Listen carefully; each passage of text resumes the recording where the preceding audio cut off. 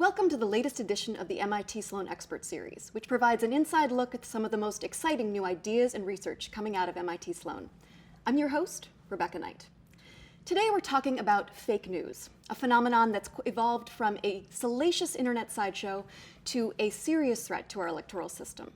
Joining me to talk about that today is Sinan Aral. He's a professor here at MIT Sloan, and his new research on the topic is published in the latest issue of Science. Thanks so much for joining us. Pleasure to be here. Before we begin, I want to remind you, our viewers, that you too can join the conversation.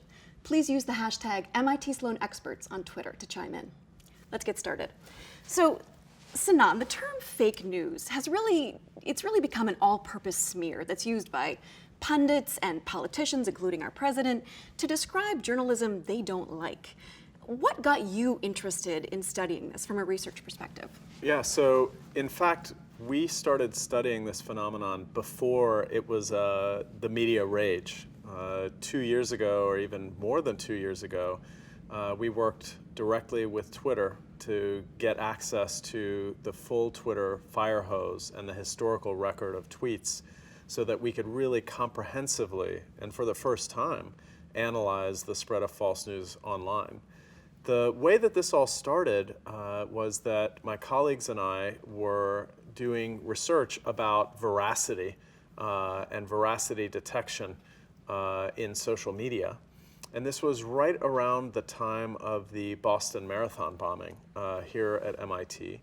And for those of us who were in and around MIT for the Boston Marathon bombing, when the bombing happened, there was a lockdown at MIT. People were asked to stay inside and were supposed to stay where they were. And it was very difficult to get news about what was happening and where it was safe to go and where the authorities were directing people or investigating and so on. And so, as we do today, we turned to social media to try and understand what was happening. And our PhD student at the time, Soroush Vosoughi, who's the lead author of this study, was interested in and trying to understand what of what I'm hearing on Twitter is actually real and what of it is misinformation or false information or essentially wrong. And how could I understand what's happening and know where it is to be safe on campus? If you remember, tragically, Sean Collier, a police officer here at MIT, was shot and killed during this event. So it wasn't safe necessarily to be on campus, and people wanted to know where to go. When Soroush saw that some of this news was not really accurate, it started all of us thinking about, well, how does this type of news spread, and what are the potential consequences of that? And this happened a long time before fake news was a thing in the media. Fast forward to today, and fake news is a term you can't go through the morning news without seeing. It was named the word of the year by Collins Dictionary this year. Absolutely. So it makes perfect sense that you would see a number of different uses of this term in a number of different settings. And so, as we describe in the paper, the term fake news has evolved over time. Whereas initially it might have meant stories that are false or faked intentionally, now it is also used as a political strategy to label something as fake news that a politician may not like in terms of its reflection on them is a strategy for dampening the value or the effect of that information. And so now the term fake news has a lot of different meanings to a lot of different people. So in the paper, we stay away from the term fake news because it's been so popularized and publicized and politicized, frankly. And we focus on the term false news, which is a reference to news that has been verified to be true or false by some independent fact-checking organization. So in terms of the false news, I mean, fake news, false news, we actually don't know that much about it. Behavioral economists and political scientists this really is the topic du jour, and we don't know who's reading what, whether or not targeted fact-checking efforts are actually having an impact. I mean, where do you think that we're going with this? Well, frankly, we're at the very beginning. We're at ground zero for understanding how false news operates, how it's produced, how it spreads. It's also a moving target. The way that it's produced, the way it's spreading, is changing day to day. So we have a very difficult task ahead of us. But you're correct in saying that until now, largely, most of the science has been on studies of single news stories spreading. For instance, a news story about the Boston Marathon bombing, or the discovery of the Higgs boson, or the Haitian earthquake. Or it's been studies of very small samples of Twitter posts or Facebook posts and so on. So what we set out to do in this study is to comprehensively analyze all of the false news that has ever spread on Twitter from its inception in 2006 through to 2017, including the presidential election cycle of 2016, where a lot of the attention has focused. And to our knowledge, it is the first large-scale, and certainly to date, the largest longitudinal study of the spread of false news online. I want to unpack those findings, but first I want to talk to Tim O'Reilly. The MIT Sloan Experts series recently sat down with Tim. He is the founder and CEO of O'Reilly Media and the author of several books, including WTF, What's the Future and Why It's Up to Us. Here's what Tim had to say about the problem of false news. Well, I think the fundamental problem that we have today is that we have a medium that we don't fully understand. That is, social media has completely changed the landscape of how people receive information, how they pass it on, how they interpret it. And there's, I think, some pretty big challenges that come from the fact that many of the traditional signifiers that we've used to connote authoritative, vetted information are absent. And it's very easy to simulate things that look just as plausible as what used to be considered vetted information. And so I think that the issue of scale and speed with which misinformation spreads, I think, is the really key problem. But of course, this is not entirely new. The incentives in our media system that have changed. It used to be that we had this base of local subscribers, and you had to serve that base, and you built a reputation with them. And now it's basically almost entirely ad-based media. And ad-based media, chases the clicks, chases the attention, and that's always been the case on the ad side. Is it panders to sensationalism. We have really come to understand what cognitive buttons to push, and there's a whole science in Silicon Valley of how do you manipulate people? How do you get them to do things that they don't want to do? I mean, we have basically figured out how to hack people's brains for profit. And now we're starting to understand people saying, well, you don't just have to do it for profit. You might do it for political ends, for example. And our traditional media needs to recognize the self-destructive behavior. Our politicians need to recognize the self-destructive spiral they're in of algorithmically trying to basically purvey false stories to get elected, trying to manipulate electoral maps so they'll get elected, rather than going back to say, what were we really trying to do? We were trying to have a real debate about ideas and persuade people about the truth. When did we forget that? That was Tim O'Reilly of O'Reilly Media. We're going to hear from him again a little later in the program. Sinan, you're the author of a forthcoming book, Hype Machine, about how social media is upending our democracy. What's your biggest concern with regard to fake news? Yeah, so I've been studying how social media is affecting our society for the last 15 years or so. And this book is an attempt to synthesize the scientific findings about how social media is affecting our democracy, our businesses, our politics, and even our public health. And so the purpose of the book is to explain how social media has the potential to create tremendous promise for our society, as well as the potential to create tremendous peril, and how we can navigate towards the promise and avoid the peril. It will talk about fake news, Russian meddling, but it will also talk about how we influence each other's dietary habits, how we influence each other's exercise behaviors, how social media advertising works or doesn't work, in a comprehensive way to try and understand how social media is affecting society. So I want to talk now about this study. So what were you exactly measuring? What was the data you were looking at? So we studied all of the true and false verified stories that ever spread on Twitter from 2006 to 2017, 11 years of data. We tracked 126,000 stories that were spread by millions of people, millions of times over Twitter. And the way we did this was we went to 6 independent fact-checking organizations like Snopes, PolitiFact, FactChecker, and so on. And we looked at all of the stories that they ever investigated as being either true or false. So these fact-checking organizations take the time and energy to go through and really find out. And it's humans who are doing the fact-checking. Absolutely. This is, in a sense, investigative efforts by teams of human beings trying to understand what's true and what's false.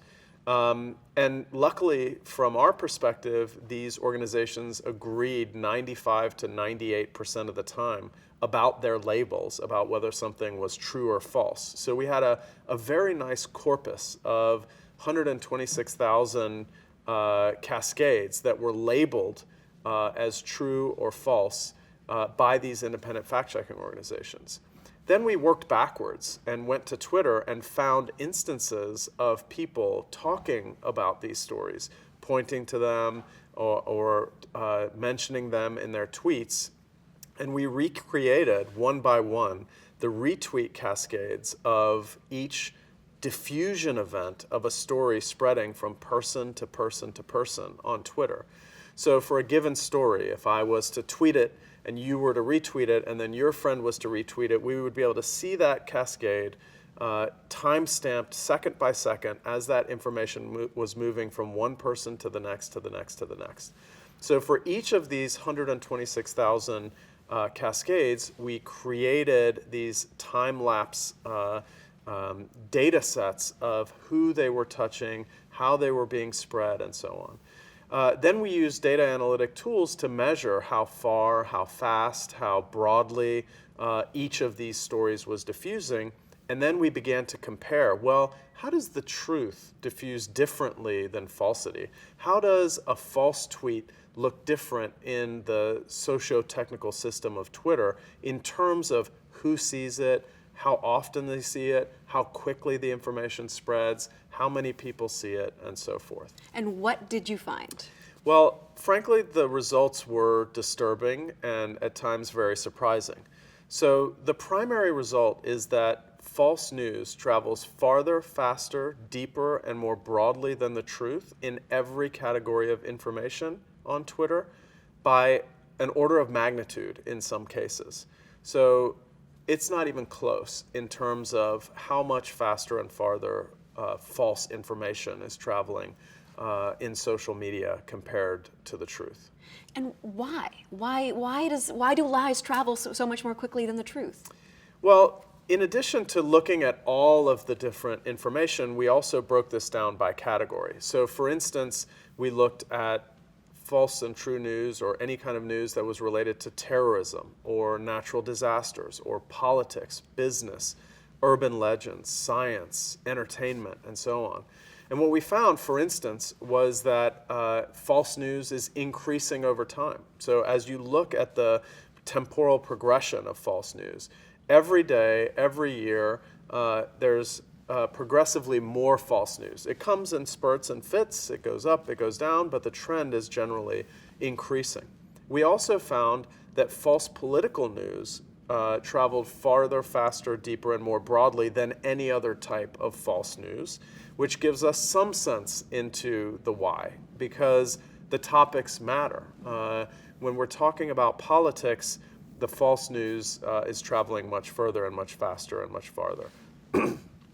So we wanted to understand what was driving these results. And the first thing that came to our mind, and one might suspect, for instance, that the characteristics of the people involved in spreading the news is predictive of which news is going to travel farther, faster, deeper, and broader. Right. So, perhaps these people are verified Twitter users or influential people anyway. They're pundits. They've got a big following. exactly. So that was the first sort of hypothesis that we had, is that, yeah, maybe the people spreading it are somehow different, and that favors the spread of false news. So we looked at whether people, how many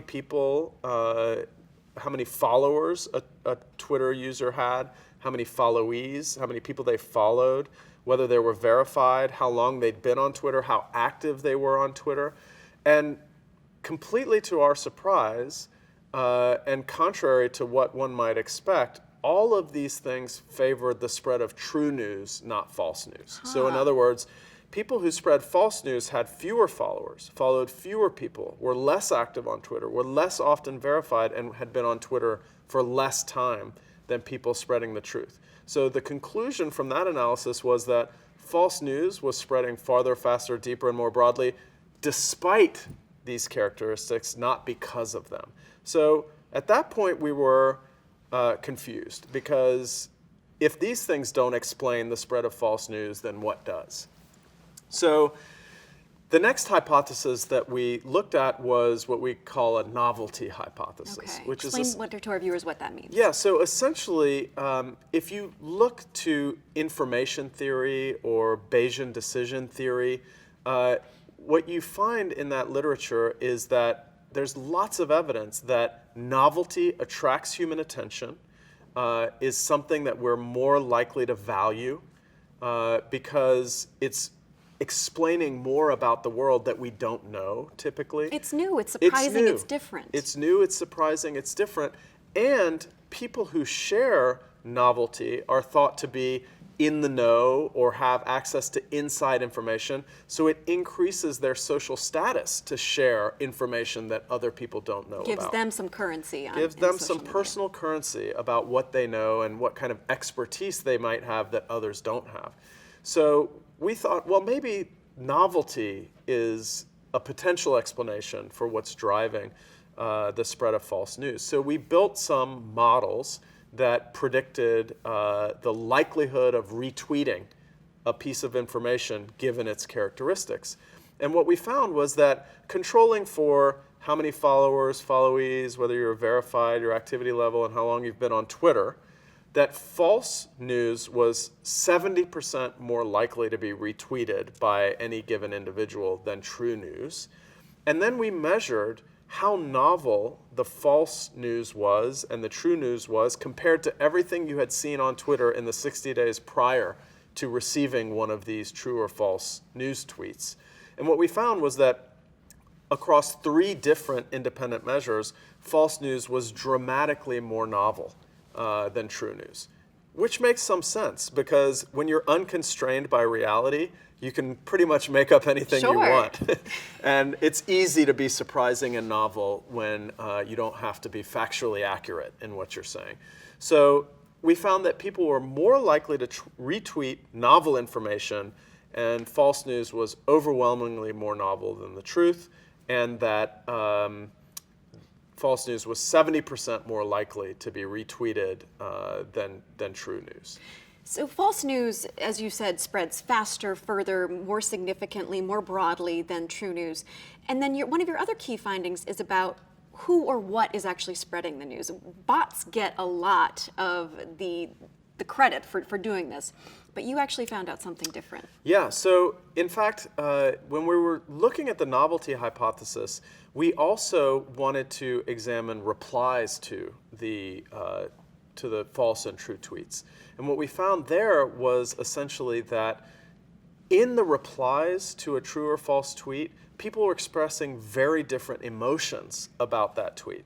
So when they encountered a false news tweet, they would express surprise and disgust significantly more than they would. After the 2016 election, that does not surprise me. Exactly. And so the surprise element corroborates the novelty hypothesis, but the disgust element, there's something uniquely human about being disgusted by something that you're reading online. Obviously, bots can also fake being disgusted, but that got us thinking about, well, there's so much talk about the role of automated robots in spreading this kind of information online. We have one of the first comprehensive data sets of this type of information spreading. Maybe we could analyze how responsible bots were actually for spreading this kind of information. So we used two different bot detection algorithms, state-of-the-art algorithms, to identify what was bot activity and what wasn't. And then we simply took the bot activity out and reanalyzed the data, put it back in and reanalyzed the data, and we did this in a number of different ways to try and make sure that our results were robust. And what we found was that bots were spreading true and false news at approximately the same rate. So bots could not explain the great difference in how far and fast falsity was spreading compared to the truth, and that while they were responsible for spreading false news and true news, they were not responsible for the difference in the speed and velocity with which falsity was overtaking social media compared to the truth. So we can't be blaming the bots. So bots are a problem for false news, but they do not explain why false news is so much more quick and overwhelming on social media compared to true news. What that means is that it's human beings that are largely responsible for the spread of false news, not automated robots. So now I want to talk about some potential solutions. We're going to hear again from Tim O'Reilly, the CEO and founder of O'Reilly Media. Here's what he had to say. I believe that there are many, many layers of solution to any human problem. There's no magic bullet. I think that there are business model changes that news organizations need to make, to reinforce their incentive to provide valuable information. I think there's a lot of training that we should be giving our children and ourselves in how to detect ways that we are being manipulated. But I think it's going to be a real challenge because so much of our society is based on manipulation. Now, the thing that makes me super excited is that we have really figured out algorithmically how to amplify human cognitive bias. Could we use the algorithm instead to go the other way? What you have to do in order to build an effective algorithm is to understand the way the system you're trying to model works, right? When we understand better how human psychology works, we can actually make people smarter. We can make an algorithm that encourages people to be more skeptical instead of to be more credulous.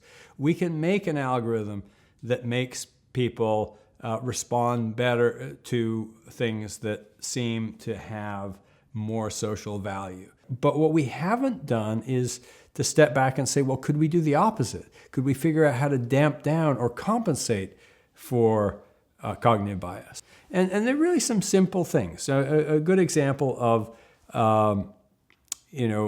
something that you do in your own psychology if you're a skeptical person is you hear some new information and it seems unlikely and you stop and you pause to verify it. Well, we could train our machines, our algorithms, to do the same thing. Oh, here's a new piece of information.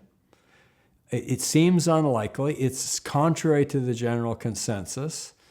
So pause before you pass it on. It's not that the algorithm is deciding what's true. It's that humans are identifying a bunch of consistent features in the data that make it likely that something is true or false or ought to be looked at. So think back to the early airplanes, back around the turn of the 20th century. And they weren't able to fly very far. They crashed a lot. And over the period of decades, they became much more reliable. We understood the aerodynamics better. We were able to build much better designs. I think the same thing happens here. We get better at this. We can get better at this. And it's really, I think it's fundamentally a matter of choosing what we want to get better at. Do we want to get better at extracting more money from people? Or do we want to get better at building a balanced media ecosystem? That was Tim O'Reilly. So Sinan, he brought up a lot of interesting points. Already, according to top intelligence officials, Russia is meddling once again in our elections. Where do you think we go? Do you see any policy interventions, any things that the media can do themselves to improve this? Well, let me begin by saying the potential catastrophic consequences of the spread of falsity are dramatic. For instance, they can lead to misallocation of resources during a terrorist attack. They can lead first responders to the wrong building where there are no people in a natural disaster. There's a story about a false tweet during President Obama's presidency where a false tweet claimed that he was injured in an explosion and it wiped out $130 billion of equity value in a single day. So the consequences of this stuff are real and they are dramatic. So we have to think about what are the platform design, policy, regulatory, and other types of interventions that can help us deal with this kind of catastrophic consequence that false news could potentially engender. So the first thing I would say about how to move forward is we do not know enough about what's going on. We have to do more research about how false news spreads. Why do people spread false news? How are bots involved or not involved? As I said earlier, bots cannot explain the differential spread of truth and falsity, but that doesn't mean human beings that are malicious actors, troll farms, and so on, are not spreading false news. We have to understand the origins of these types of things. So much more research is needed, both on the phenomenon and what's happening, how it's spreading, but also on possible interventions to curtail the spread of false news. And there has been some work that's ongoing. Most of it is in working paper form, so very little of it has been peer-reviewed or published. So we're sort of at the ground zero of our understanding of the spread of false news. There are certain categories of intervention that I think might be helpful. So given that human beings are so central to the process of this type of information spreading online, thinking about interventions that are directed at human judgment and decision making seems like a fruitful avenue. So I'll give you a couple of examples. One example would be to think about labeling news, much the same way we label food in terms of its calorie content, its origins, how it was produced. We get none of that when we read a news article, but when I go buy something at the grocery store, I can read exactly how it was produced and how many calories it has and how much saturated fat and so on. I'm already picturing one news being all brand and others being Cheetos. Exactly, so. Better for you than the other, right? And that kind of labeling, given that human beings are making decisions about how to think about what they're reading, whether to share it, and so on, could be very valuable in aiding the decisions of human beings and trying to allow them to make smarter choices about what information they consume and what information they share, much the same way as we try to let people make smarter decisions about what food they consume and share. So it's a signal of quality and veracity. It's a signal of quality and veracity. It's by no means a silver bullet, because a natural question is, Who determines what's true and false? That's right. Who determines the quality of this information? How can we come to a societal consensus? None of those questions have been answered. So I'm not claiming in any way that labeling is somehow an easy silver bullet solution. But it's one potential avenue that we need more research on. Another important lever is incentives. So we know now that a lot of the fake news that spread was spread for monetary financial gain, not for any political purpose. There were people in Macedonia and in other places that would create farms of fake news factories, in order to get advertising revenue. Because fake news spreads farther, faster, deeper, more broadly, reaches more eyeballs online, people get paid more for advertising next to that content. So it's a very profitable enterprise. Well, if it's currently incentivized, then can it be disincentivized? Can we create disincentives for creating and spreading false news? For instance, can we demote accounts or stories that are determined to be false or less than credible? Can we reduce the flow of advertising dollars in that direction? For instance, Procter & Gamble last summer, Mark Pritchard, who's the CMO of Procter & Gamble, had said, look, there's not enough transparency in online advertising. We don't know who's watching the ads. We don't know where they're appearing. Are they appearing next to false news? Are they appearing next to questionable content? Well, platforms could crack down on how that advertising works to create a disincentive for spreading falsity online. I also feel that algorithms could be an important part. Similar to what Tim said. Similar to, yeah. I think Tim is moving in the right direction with his thoughts there. Certainly, we have an incredible amount of data about how people consume and share news online. In some sense, I feel like we're at the brink of a revolution in our understanding of human behavior because of the dramatic amount of data that we have at population scale about hundreds of millions of people, even billions of people interacting second by second, time-stamped to the minute. And we can use that data to better understand how the behaviors operate and then how we can tweak and adjust our algorithms in order to dampen the spread of false news, to promote it less often, to encourage people to share true news more often, and so on. So I think algorithms are another important piece of it. In all of these, we need more research. So for instance, in terms of the labeling, I know of at least 2 studies that provide conflicting evidence about whether labeling works. One study that I know of says that labeling something as being fact-checked to be false dampens its spread online. I know of another study that Facebook did that they wrote about in their data science blogs that claimed that when they labeled false news at Facebook, that it actually increased the spread of that information. So it's sort of the wild, wild west in terms of policing this stuff.